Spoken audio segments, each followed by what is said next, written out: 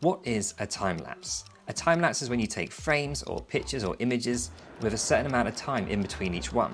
As that time in between each frame that you capture gets longer and longer, when you play it back, the faster your footage becomes, hence time-lapsing, giving you something like this that creates a much more hustle and bustle feel. So today I'm going to teach you how to use the time-lapse feature in Cinema P3 Pro camera to add something really special and dynamic to your smartphone filmmaking. Let's get into it.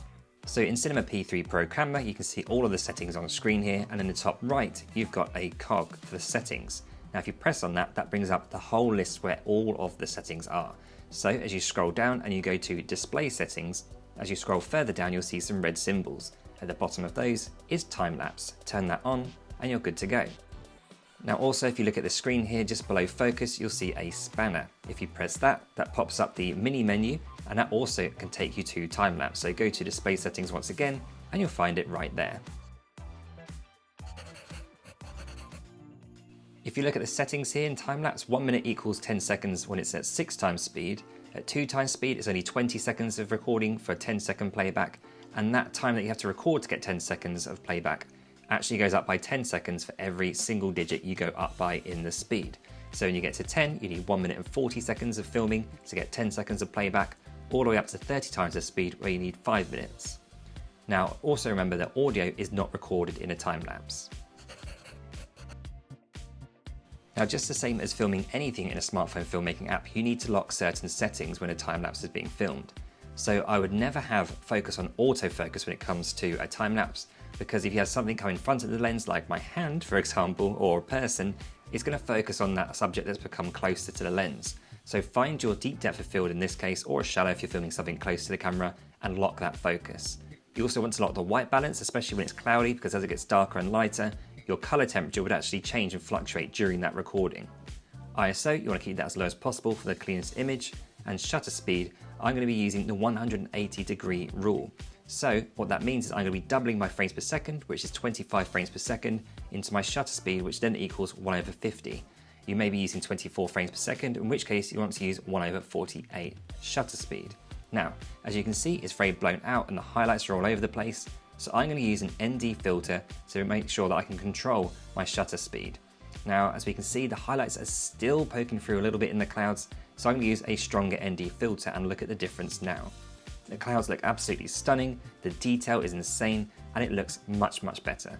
Now, as you can see when I'm recording here, the dial that goes around the stop button starts off yellow and becomes red.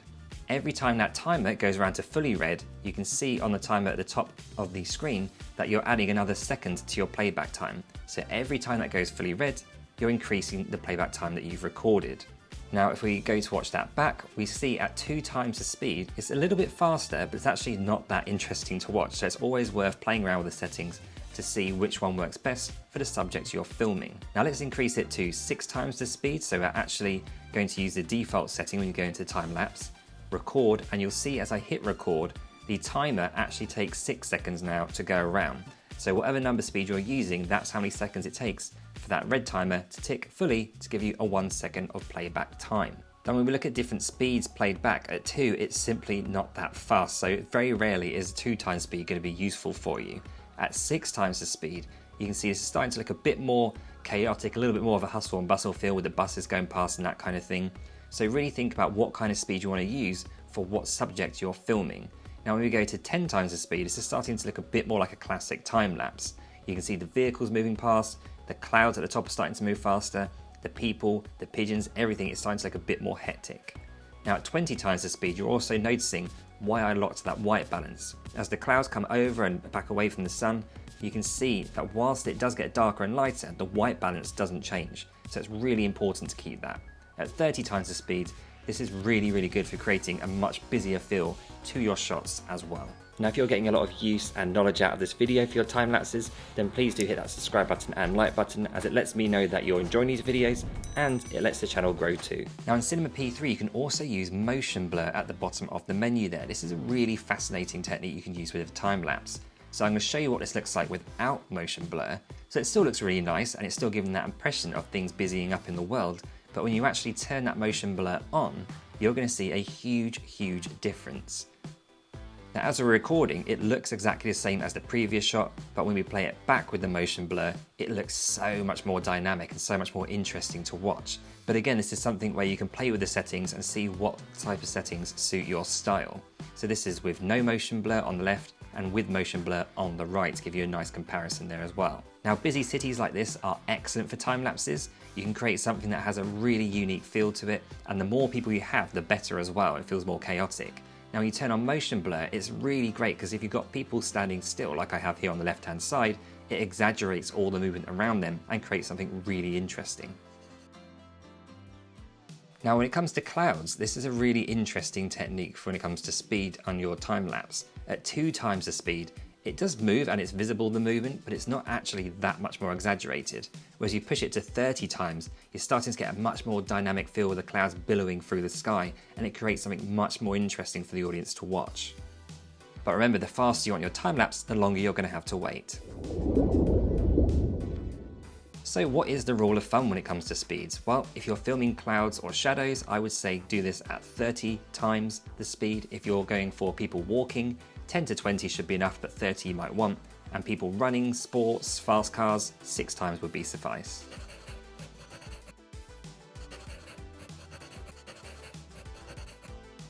Now the feature that I find most useful when it comes to a nice looking time lapse is to use the grid guide in Cinema P3. I've highlighted it further here for you to see, and it essentially looks like a noughts and crosses grid. Now, where the lines actually intersect, these are your points of interest. So you can put buildings on those corners where they meet in the middle. You can also, as I have here, put the building right in the middle of the image. That way you've got it as a center focus for your audience, and it really picks it out nicely. Now in this shot, I used the rule of thirds in a different way. So the top third I wanted to have dominated by the sky in the top of the water, the middle section where the water's actually coming out of, and in the bottom third, I wanted that to be the base of the water fountain and where the water is actually landing. That way you can make use of the rule of thirds and section it off however you want to draw the audience attention to different areas all to one. Now when I was shooting this scene, there was a lot to look at, so it was a bit trickier to try and find where I wanted the lines to land. So I made sure that Nelson's column was on the right hand side line where the lines intersect, making that a focal point. Also Big Ben right in the distance at the end of the road there, in the middle section of the rule of thirds, and a water fountain, or at least the bulk of it, on the left hand side, giving that a focal point as well. So use this grid guide to decide where you want the audience to look and get a nice, level, clean, well composed image. Now if you want to go the extra mile with your time lapse, you can actually create something in post-production that gives it a little bit extra flair. Now with a standalone shot like that, it looks really nice, but you can create a push-in which just puts the audience a little bit more into the environment and transition into a pull-out in your next shot for something that I would say, or at least by YouTube standards, is quote-unquote cinematic.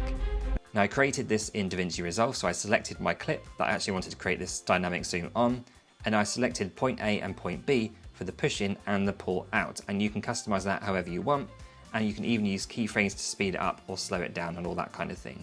So you can create something much more interesting and give it more high production value with a few clicks of a mouse. Another really big tip that I'd give you is to use a sturdy, big, chunky tripod. Now I went out with a very flimsy octopus tripod like this, and it really, whilst it's a very good tripod for a lot of things, it is not good for a time lapse, particularly as it was quite a windy day as well. So in the end, I had to use my hands, which was not ideal. I also didn't have a big tripod to switch to, which wasn't ideal. And I didn't bring my clip on for my ND filters, so I had to hold the ND filters over the phone by hand.